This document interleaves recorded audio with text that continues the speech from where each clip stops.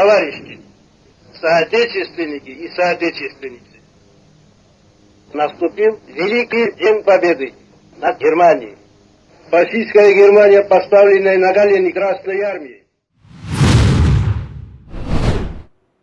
Di tengah ketegangan geopolitik yang kian membara belakangan ini, peringatan 80 tahun berakhirnya Perang Dunia II justru membuka babak baru dalam perebutan narasi sejarah.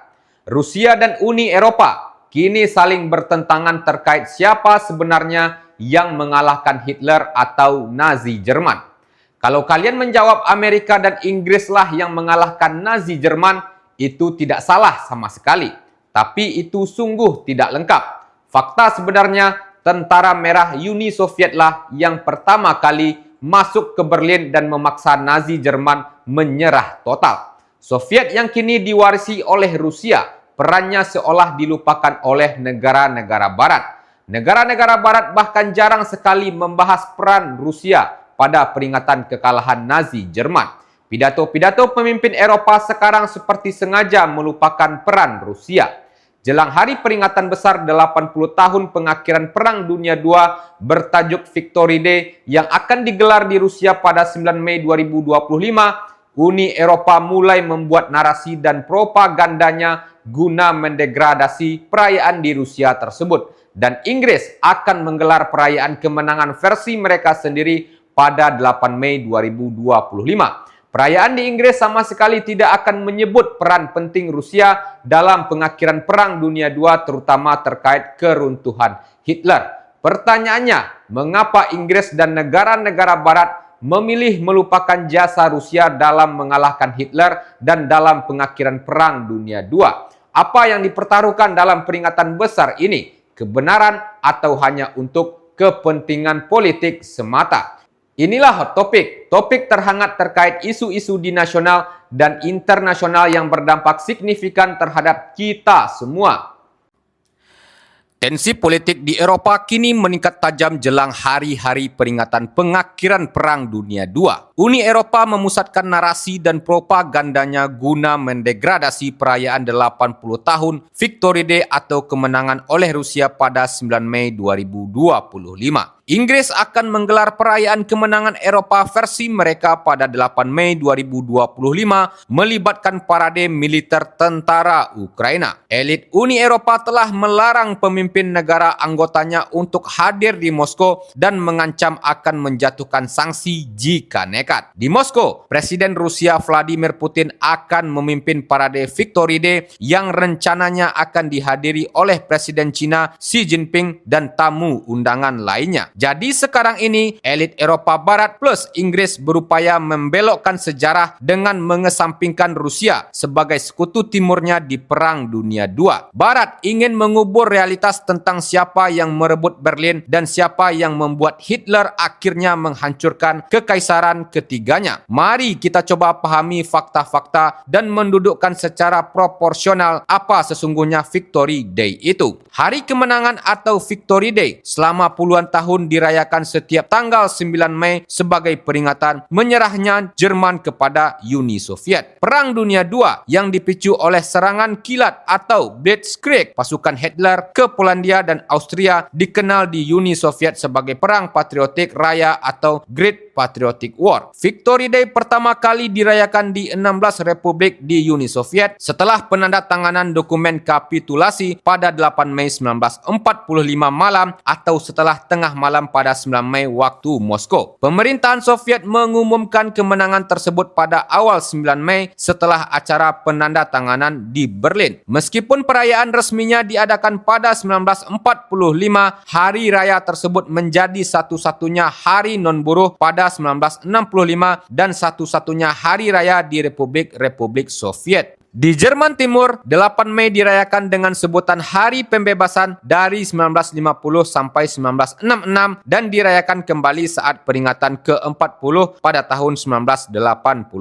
Sementara pada 1975, Hari Kemenangan Bergaya Soviet dirayakan setiap 9 Mei. Sejak 2002, Mecklenburg-Vorpommern merayakan sebuah hari peringatan yang dikenal dengan sebutan Hari Pembebasan dari Sosialisme Nasional dan Akhir Perang Dunia II. Pada 1985, 1988 sebelum pembubaran Uni Soviet, hari kemenangan dirayakan di Uzbekistan, namun sebagian direstorasi pada 1999 sebagai hari peringatan atau pengingatan. Setelah meraih kemerdekaan mereka dari Uni Soviet, negara-negara Baltik sekarang memperingati akhir Perang Dunia II pada 8 Mei yang mereka sebut hari kemenangan di Eropa. Dimulai pada 2015, Ukraina bergabung dengan negara-negara Baltik dalam memperingati akhir Perang Dunia II dan hari kemenangan di Eropa pada 8 dan 9 Mei. Secara fakta sejarah, momentum Victory Day terjadi manakala pasukan Nazi Jerman menaikkan dokumen kapitulasi atau penyerahan diri ke pasukan Soviet. Uniknya, dokumen itu ditandatangani 2 kali atas pertimbangan teknis dan politis. Sebuah dokumen awal penyerahan diri ditandatangani di Reims, Prancis pada tanggal 7 Mei 1945 oleh Jenderal Alfred Jodl yang saat itu menjabat sebagai Kepala Staf Operasi Angkatan Bersenjata Jerman atau Wehrmacht. Hadir dalam penandatanganan dokumen tersebut adalah Jenderal Walter Bedel Smith mewakili markas besar tertinggi pasukan ekspedisioner sekutu dan Jenderal Ivan Susloparov mewakili komando tinggi Soviet. Saksinya adalah Mayor Jenderal Francois Seve dari Angkatan Bersenjata Prancis. Karena komando tinggi Uni Soviet tidak menyetujui isi dokumen penyerahan tersebut dan karena Jenderal Ivan Susloparov yang berpangkat relatif rendah dianggap tidak berwenang secara penuh untuk menandatanganinya, Uni Soviet meminta agar instrumen penyerahan yang telah direvisi ditandatangani ulang di Berlin. Pemimpin Uni Soviet Joseph Stalin menganggap penandatanganan di Reims sebagai dokumen awal semata, sementara Presiden Amerika Serikat Dwight Harry S. Truman segera menyetujuinya. Argumen lain adalah beberapa pasukan Jerman menganggap instrumen penyerahan Reims sebagai penyerahan kepada sekutu barat saja dan pertempuran masih berlanjut di timur, terutama di Praha, Cekoslovakia. Upacara penyerahan kedua akhirnya diselenggarakan di rumah seorang bangsawan Jerman yang masih utuh di pinggiran Berlin pada 8 Mei tengah malam. Ketika itu sudah 9 Mei di Moskow karena perbedaan zona waktu. Marsikal Wilhelm Keitel, Panglima Militer Jerman, menandatangani instrumen penyerahan diri Jerman versi akhir pada tanggal 9 Mei 1945 waktu Moskow. Dokumen tersebut juga ditandatangani oleh Marsikal Georgy Zhukov mewakili Komando Tertinggi Tentara Merah, Marsikal Udara Arthur Tedder mewakili pasukan ekspedisioner sekutu, juga menandatangani pernyataan penyerahan tersebut. Ia melakukannya di hadapan Jenderal Karl Schwarz dan Jenderal Jean de Lattre de Tassigny yang hadir sebagai saksi. Versi bahasa Inggris dan Rusia dan instrumen penyerahan diri yang ditandatangani di Berlin dianggap sebagai teks otentik. Teks Berlin yang direvisi berbeda dari teks awal yang ditandatangani di Reims yang secara eksplisit menetapkan perlucutan senjata lengkap semua pasukan militer Jerman serta menyerahkan senjata mereka kepada komandan militer sekutu setempat. Baik instrumen penyerahan Reims dan Berlin menetapkan pasukan di bawah kendali Jerman harus menghentikan operasi aktif pada pukul 23.01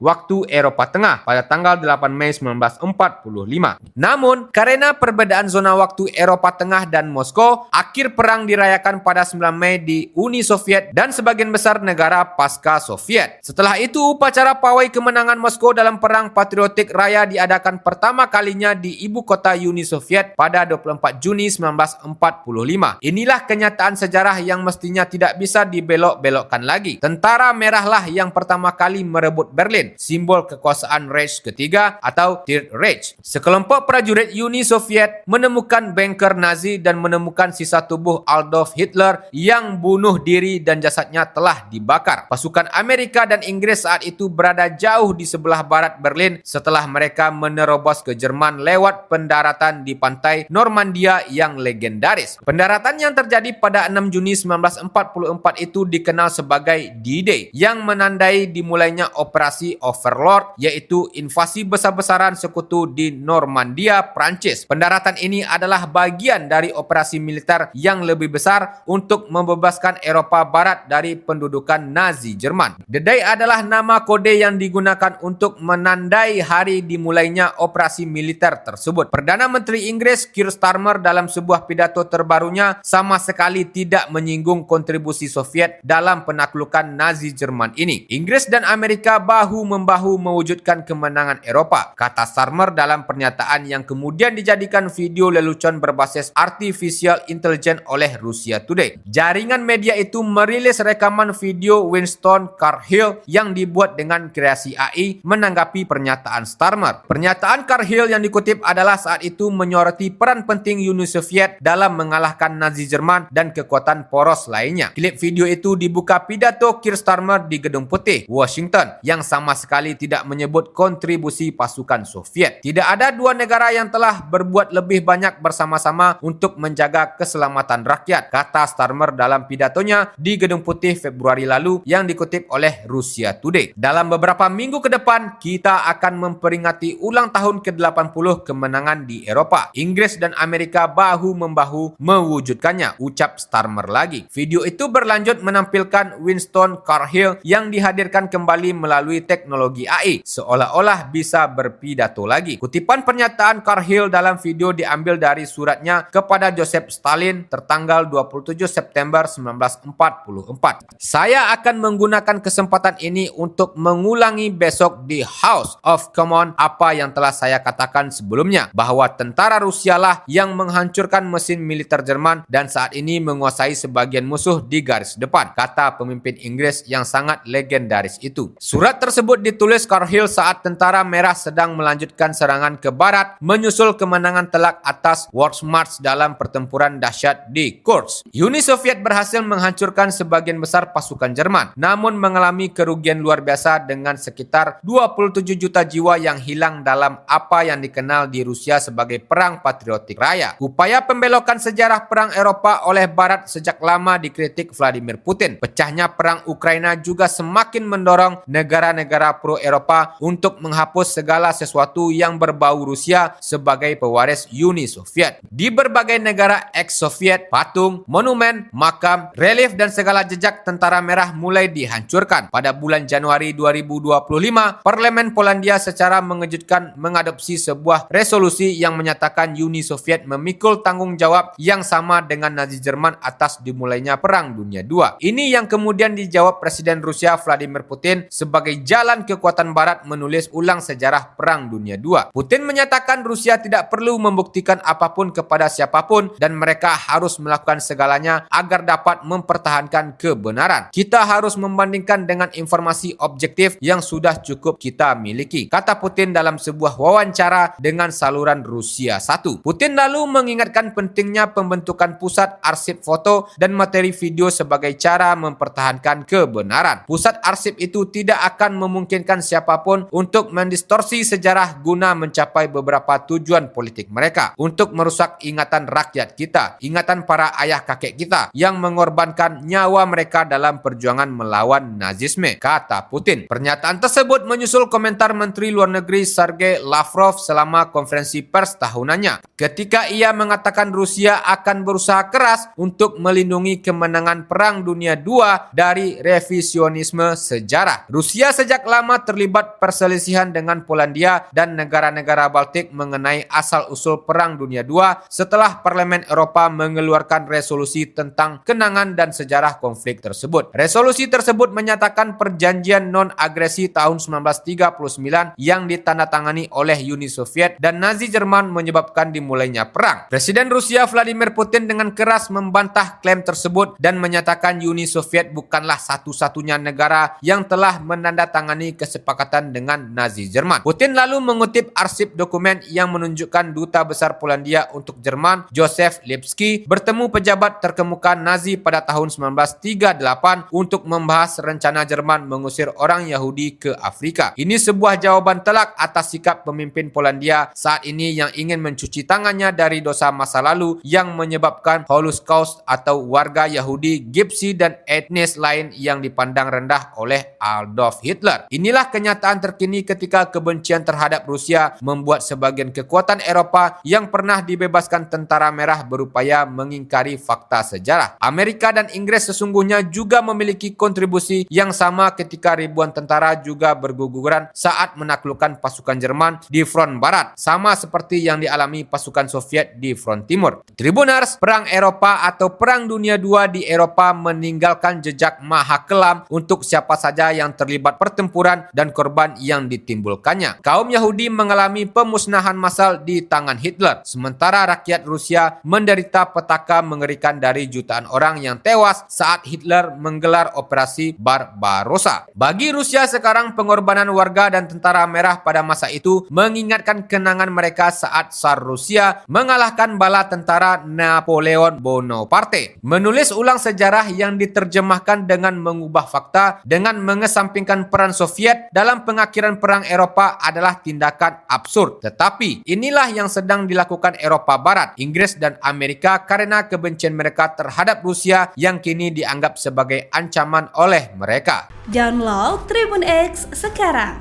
menghadirkan lokal menjadi Indonesia.